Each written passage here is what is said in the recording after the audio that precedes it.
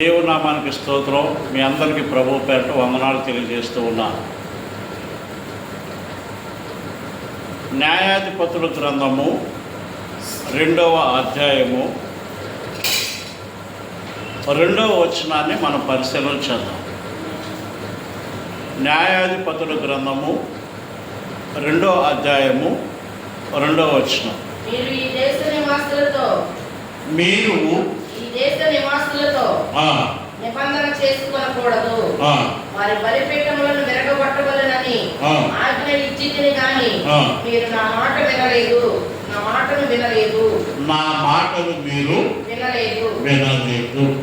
మీరు చేసిన పని. ఈ మాటలు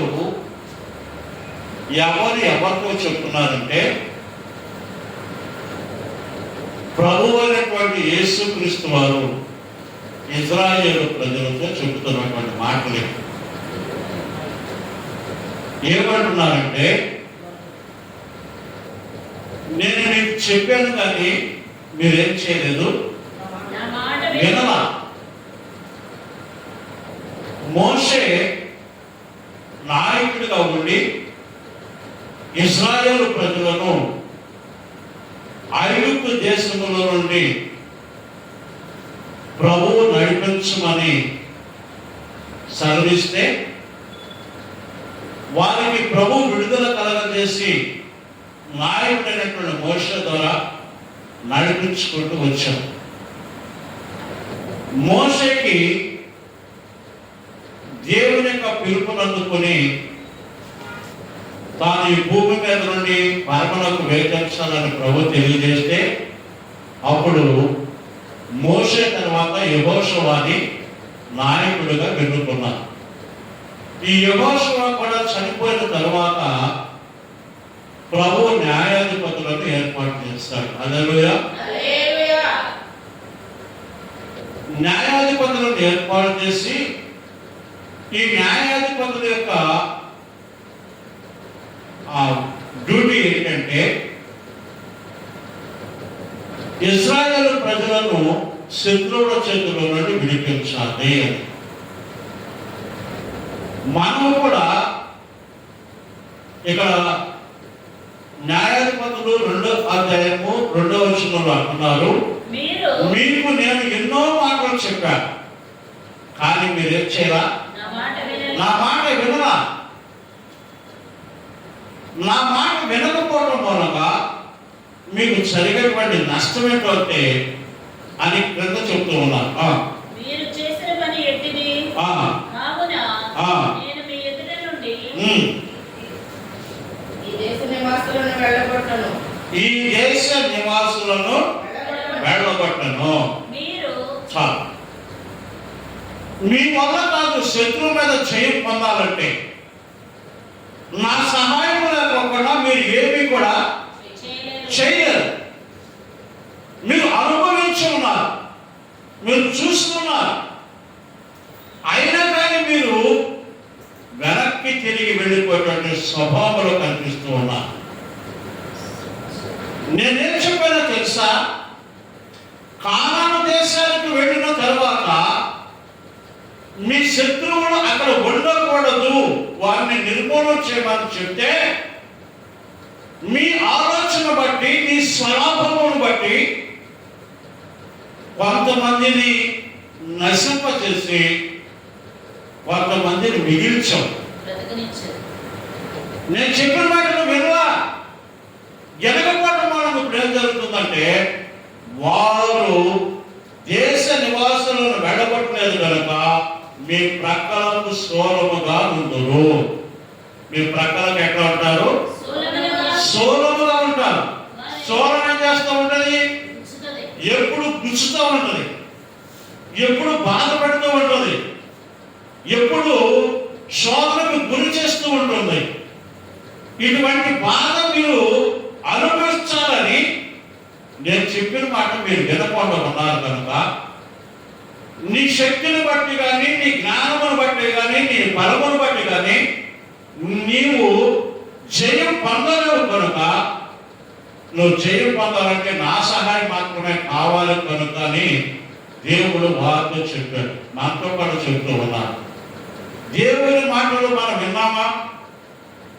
మనకు ఆశీర్వాదం కలుగుతుంది, మనకు నెమ్మది కలుగుతుంది, మనం దీవించబడతాం, మన బిడ్డలారా దేవుని సన్నిధిలో ఉంటారు.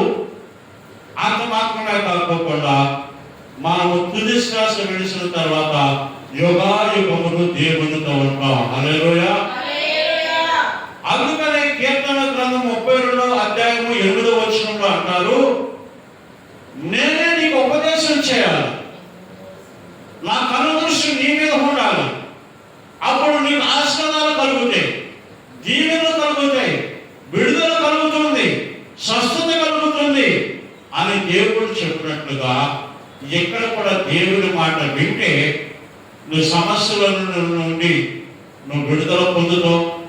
నీకు ఒకవేళ బలహీనత ఉంటే ఆ బలహీనతల నుండి నువ్వు స్వస్థత పొందుతావు. అవి దీర్ఘకాలిక వ్యాధులైనప్పటికీ కూడా వాటన్నిటి నుండి ప్రభువు మనకు విడుదల కలుగజేసి మనకు మన కుటుంబాలకు నెమ్మదిని సమాధానమును కలుగు చేసేటువంటి దేవుడు మన దేవుడే ఉన్నాడు. హల్లెలూయా. మనం ఏం చేయాలి? ఆయన మాట వినాలి, ఆయన చెప్పింది నెరవేర్చేటువంటి విధంగా ఉండాలి. లేకుండా ఉన్నట్లయితే మనకి కూడా విడుదల పొందలేం. ఆ వ్యాధులైనా సమస్యలైనా ఏవైనా కానీ మన జీవితాంతము మనల్ని పట్టి పీడిస్తూనే ఉంటాయి. కనుక ఆయన మాటలు విని విడుదల పొందుదో, ఆయన మాటలు విని ఆస్వాదించబడదో, ఆయన మాటలు విని దీవించబడదో, ఆయన మాటలు విని బంధకాల నుండి విడుదల పొందుదో మనము నెమ్మదితో ఉందాం అని దేవుని యొక్క వాక్యము మనకు సెలవిస్తున్నారు. సోలొమోను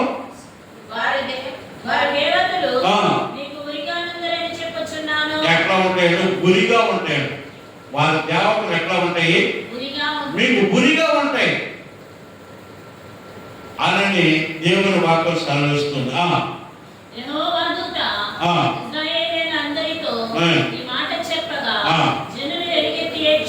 ఈ మాటలన్నీ ఇశ్రాయేలు ప్రజలతో చెప్పారు. చెప్తే ఇశ్రాయేలు ప్రజలు ఏం చేశారంట? ఎలుగెత్తి ఏడ్చారంట. ఏమని ఏడ్చారు? అయ్యో మేము పాపం చేస్తాం, మా దేవుని విడిచిపెట్టేస్తాం, అందుకనే మా దేవుడు మమ్మల్ని శత్రువుల చేతికి అప్పగించారు. వాళ్ళు మాకు ప్రక్కలో సోలముగాను, మాకు గురిగాను, మా మట్టిలో నలుసుగాను ఉండి వారు ఎప్పుడు కూడా మాకు శ్రమ కలిగిస్తున్నారు. కనుక మేమెన్నో అద్భుత ఆశ్చర్యకార్యములు చూసినటువంటి దేవుడిని విడిచిపెట్టమని వారందరూ ఏం చేశారంట? ఎలుగెత్తి ఏడ్చారంట. హల్లెలూయా. మనం కూడా మనం కొన్నిటిని విడిచిపెట్టాలి. దేవునికి వ్యతిరేకమైనటువంటివి ఏవైతే ఉన్నాయో వాటన్నిటిని విడిచిపెట్టాలి. దేవుని మాట వినాలి. మనం దేవుని సన్నిధిలో విడిచిపెడతాను ప్రభువా, నేను అన్నిటికీ వాటిని బట్టి నేను ఆలోచించిన ప్రభువా, ఈ దినమనే సంపూర్ణంగా నీ మాట వింటాను ప్రభువా అని మనం దేవునికి సమర్పించుకున్నట్లయితే ఆనాడు ఇశ్రాయేలు ప్రజలు ఏడ్చినట్లుగా మనం కూడా మన పాపములను బట్టి, మన సమస్యలను బట్టి, మన దోషములను బట్టి మనం దేవుని సన్నిధిలో ఏడ్చినట్లయితే ఆనాడు ఇశ్రాయేలు ప్రజలకు విడుదల కలుగజేసిన దేవుడు ఈ దినమున మనకు కూడా విడుదల కలుగజేయబోతున్నాడు. హల్లెలూయా. హల్లెలూయా. 10వ వచనం, న్యాయాధిపతులు 2వ అధ్యాయము 10వ వచనం. ఐగుప్తు దేశము నుండి బయలుదేరినటువంటి పూర్వీకులందరూ కూడా చనిపోయారట.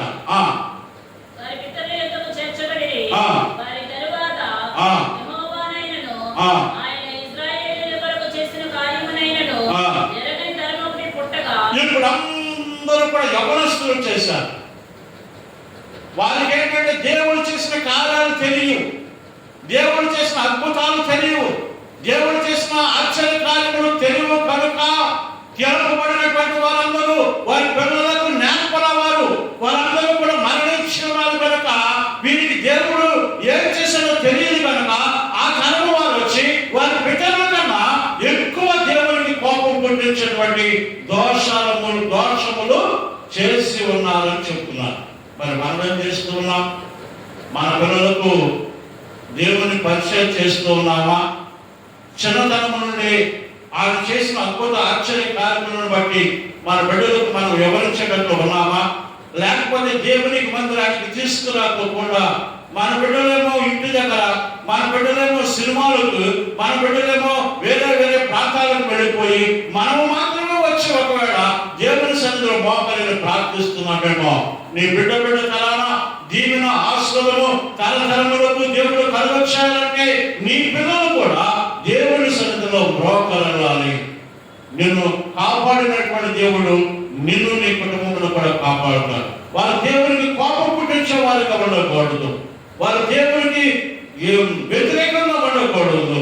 వారి పాపములు దేవునికి కోపం పుట్టించి వారి మీదకు శాపాలు వచ్చేటువంటి వారిగా ఉండకూడదు. కానీ మనందరము మన కుటుంబాలతో సహా దేవుని సన్నిధిలో మోకరిల్లి ప్రార్థన చేయాలని దేవుని యొక్క వాక్యం సెలవిస్తుంది.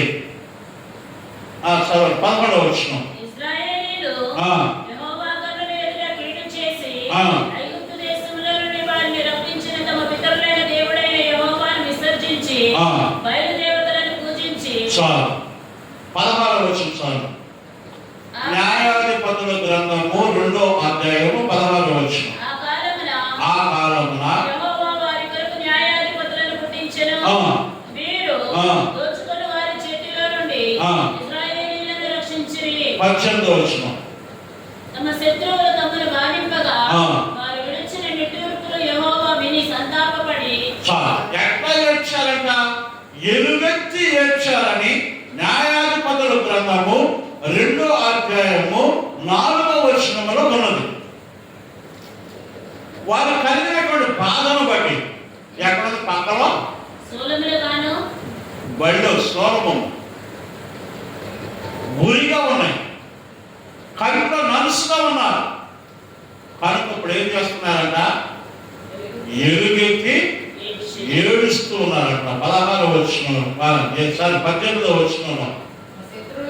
తమ శత్రువులు తమను బాధించగా వారు విడిచిన నిట్టూర్పులు యెహోవా విని సంతాపించి వారి కొరకు న్యాయాధిపతులను పుట్టించి ఆయా న్యాయాధిపతులకు తోడని ఉండి వారు దినములన్నింటిను వారు శత్రువుల చేతిలో నుండి ఇశ్రాయేలులను రక్షించెను. హల్లెలూయా, హల్లెలూయా. నీ కొరకు అనేక మంది సేవకులను ఏర్పాటు చేస్తాడు ఈ జనముల ప్రభు. నీ నిట్టూర్పులు ఆయన వింటూ ఉన్నాడు. నీ జీవితాన్ని సరిచేయాలని,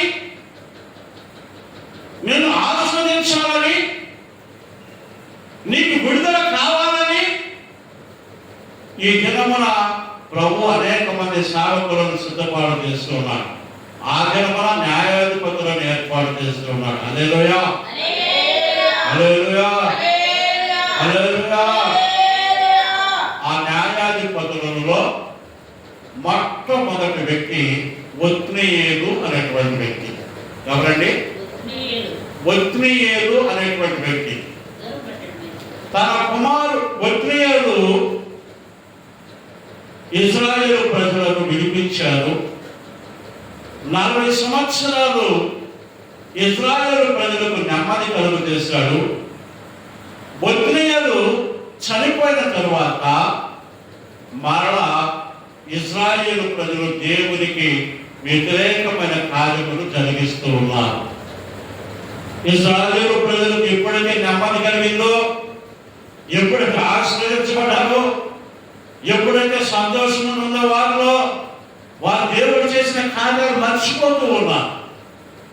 మళ్ళా దేవుని వైపు తిరగకపోకుండా మళ్ళా విగ్రహాల వైపు తిరుగుతూ ఉన్నారు. మళ్ళా ప్రభు ఏం చేస్తున్నాడంటే వారి మనోనేత్రములు తెరవబడాలని, నేను ఇన్ని కార్యములు చేసినా కానీ వారికి జ్ఞాపకములు లేకుండా మీరు మర్చిపోయేటువంటి స్థితిలో ఉన్నారని, వారికి శ్రమ వచ్చినప్పుడల్లా, వారికి శ్రమను ప్రభు కల్పించినప్పుడల్లా, మళ్ళా విడుదల కోసము వారు మొరపెట్టినప్పుడల్లా మళ్ళా న్యాయాధిపతులను నియమిస్తూ ఉన్నాడు. హల్లెలూయా, హల్లెలూయా. 3వ అధ్యాయము న్యాయాధిపతుల గ్రంథము 3వ అధ్యాయము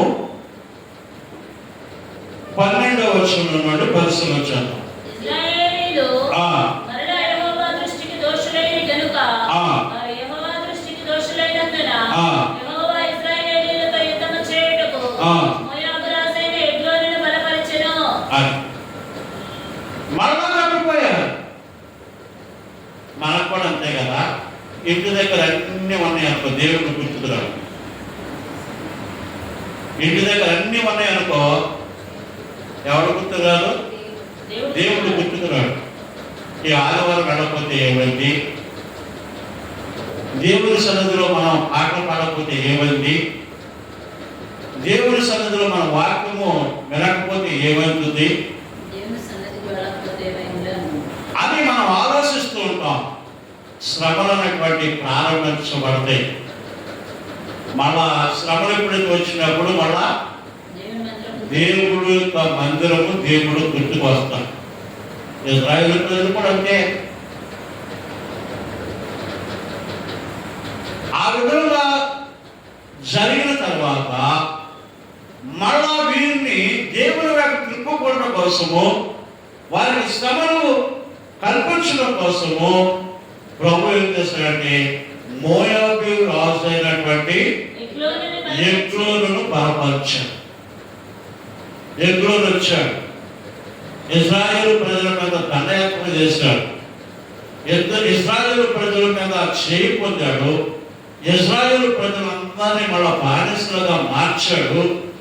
ఇశ్రాయేలు దేశం అనేటువంటిది మోయాబు రాజు అనేటువంటి ఎగ్లోకి కప్పము కట్టవలసి వస్తూ ఉన్నది. హల్లెలూయా, హల్లెలూయా. ఎప్పుడైతే మోయాబు రాజు అనేటువంటి ఎగ్లోను దండయాత్ర చేసి మళ్ళీ వీళ్ళని బానిసలుగా మార్చాడో మళ్ళా అప్పుడు వీళ్ళందరూ కూడా దేవునికి మళ్ళా మొరపెడుతూ ఉన్నారు. 12వ వచనం న్యాయాధిపతుల గ్రంథము 3వ అధ్యాయము 14వ వచనం. ఇశ్రాయేలీయులు 18 సంవత్సరాలు మోయాబు రాజుకు దాసులని. ఒక్క సంవత్సరం కాదు, 2 సంవత్సరాలు కాదు. దేవుని మాటను వినకపోతే, దేవుని ఆలోచనలను గుర్తించకపోతే, దేవుడు ఇశ్రాయేలు ప్రజలకు ఏ విధంగా 18 సంవత్సరాలు దాసులుగా మార్చి ఉన్నాడు, నిన్ను నీ కుటుంబమును కూడా దేవుడు దాసులుగా మారుస్తాడు. నువ్వు ఎప్పుడైతే దేవుని మాట విన్నావో నీకు దేవుడు ఏం కలుగజేస్తాడంటే తన కుమారుడుగా మారుస్తాడు. హల్లెలూయా, హల్లెలూయా, హల్లెలూయా. నీకేం కావాలో కోరుకో. దేవునికి దూరం అయిపోయి నీ ఇష్టం వచ్చినట్టుగా దేవుని మందిరానికి వస్తూ దేవుని మాటలు వినకోకుండా ఉన్నట్లయితే నువ్వు దాసులుగా ఉండాలనుకుంటున్నావా, యజమానులుగా ఉండాలనుకుంటున్నావా? ఎట్లా ఉండాలనుకుంటున్నాడు దేవుడు? మనం ఎట్లా ఉంచాలనుకుంటున్నాడు? మనం ఎవరి పిల్లలము? మన యాజకులుగాను రాసులుగాను ఉంచాలనుకుంటున్నాడు, యజమానులుగా ఉంచాలనుకుంటున్నాడు. అలాంటి ఇశ్రాయేలు ప్రజలను కూడా దేవుడు యజమానులుగా ఉంచాలి అని అనుకుంటే దేవుడు ఏర్పాటు చేసుకున్నటువంటి ఇశ్రాయేలు ప్రజలు దేవుడి నుండి తప్పిపోతూ ఉన్నారు. మనం శ్రమ కలిగినప్పుడు దేవుడి దగ్గరికి వస్తూ ఉన్నారు. మనం కూడా అట్లాగే ఉన్నామేమో. ఈ దినం మనం సరి చేసుకుంటే దేవుడు మనల్ని కూడా రాజులుగాను యాజకులుగాను యజమానులుగాను మార్చేటువంటి దేవుడు మన దేవుడు. మనల్ని దాసులుగా ఉంచే దేవుడు మన దేవుడు కాదు కూడా. హల్లెలూయా, హల్లెలూయా. 15వ వచనం న్యాయాధిపతుల గ్రంథము 3వ అధ్యాయము 15వ వచనం.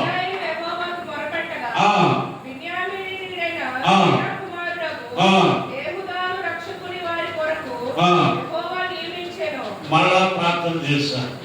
అయ్యా ఎన్నిసార్లు ప్రార్థన చేసినా మన దేవుడు క్షమించే దేవుడు. హల్లెలూయా. నువ్వు కన్నీరు కాల్స్తే చాలు, ఆయన మౌనంగా ఉండడు.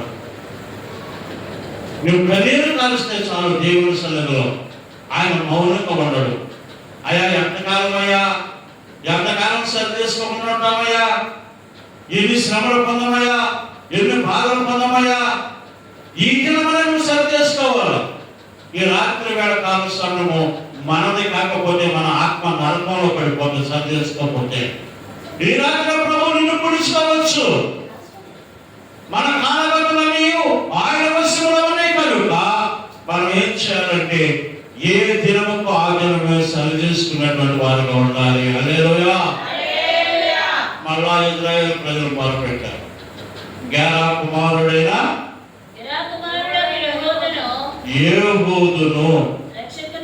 ఏహూదును వారిని న్యాయాధిపతిగా ప్రభు ఏర్పాటు చేసుకుని ఉన్నాడు. ఎందుకో తెలుసా? శత్రువుల చేతుల నుండి మరలా ఇశ్రాయేలు ప్రజలను విడిపించాలి. మన న్యాయాధిపతి ఎవరు? మన న్యాయాధిపతి ఎవరు? విడిపించడానికి, శిక్షించడానికి, రక్షించడానికి, సమస్యలను చేయడానికి మన న్యాయాధిపతి సమర్థుడు. హల్లెలూయా. హల్లెలూయా. నువ్వు విడిపించబడాలనుకుంటున్నావా? రక్షణలోకి రావాలనుకుంటున్నావా? నీవు ఆశలను పొందాలనుకుంటున్నావా? నువ్వు దీవించబడాలనుకుంటున్నావా? నీ వ్యాధి, బలహీనతలు, నీ సమస్యలు, నీ రోదన ఏదైనా కానీ న్యాయాధిపతి అయినటువంటి యేసయ్య చేతిలో నీ జీవితాన్ని పెట్టు. నీకు ఏం జరగబోతుందో నువ్వు చూడబోతున్నావు. హల్లెలూయా. హల్లెలూయా. హల్లెలూయా. చిన్న పాట పాడుకుని సైన్యములకు అధిపతియగు